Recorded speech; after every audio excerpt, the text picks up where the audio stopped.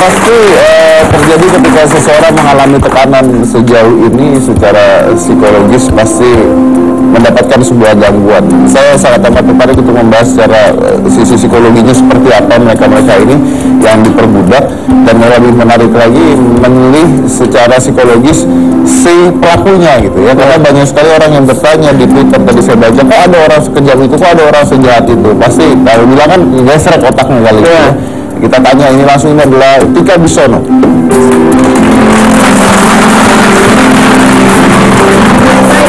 Apa kabar? Baiklah,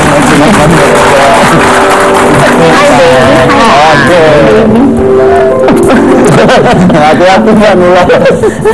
Sama saya penyakit ya. Silakan Tika. Baik, oke, langsung nih kita tanya ya. Sekarang yang pertama adalah, menurut Anda mereka ini kan mengalami tekanan selama 3-6 bulan, disiksa, disekap, dan dihantui oleh rasa ketakutan. Pasti ada trauma-trauma tertentu ya.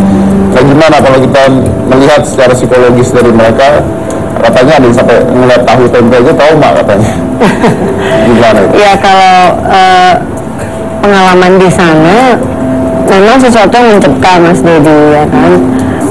Tetapi karena mereka ini rame-rame di sana ya, ada rasa bahwa kita di sini bareng-bareng nih, yuk kita perang, kita melawan gitu ya. Jadi rasa untuk melawan rame-rame pun itu ada. Nah kalau itu seimbang ya dengan ketakutan yang dialami, itu mereka masih bisa survive gitu.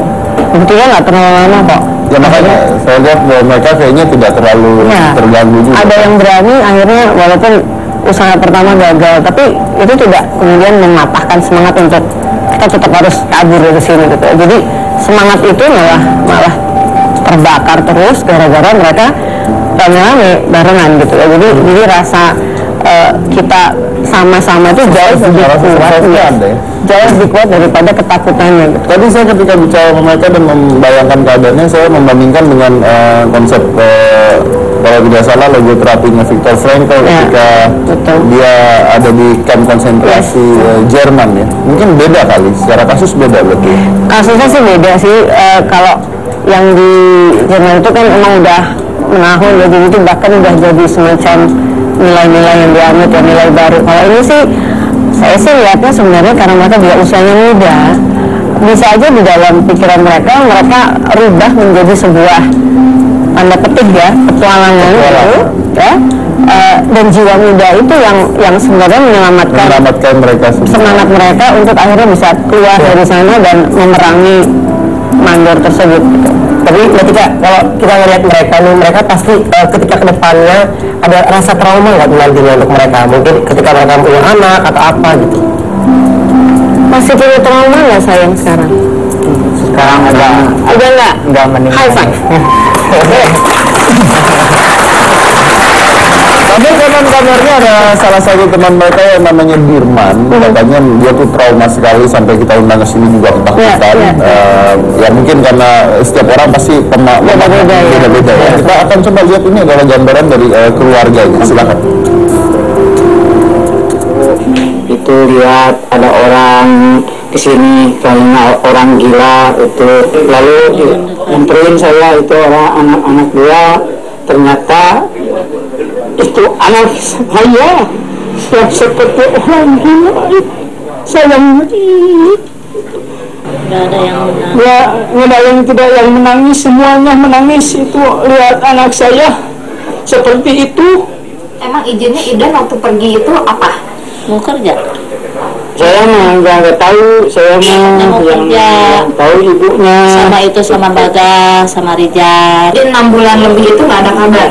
Nggak ada kabar, cuman kabar itu udah hampir 2 bulan. Katanya kata si Manor itu bilang kepada kakaknya Rijal, bahkan ya terjamin, katanya si Manor terjamin, makannya terjamin, tidurnya terjamin gitu. Pertama jadi katinggal ini barangkali kan cara rawasan gitu ya, kok itu sangat yang gitu lah, saya masih dah ini kan itu damang gitu, itu damang dengan temunya hancur gitu. Luka-luka seueur gitu. Punya banyak obatnya kesep sebarang hawae gitu.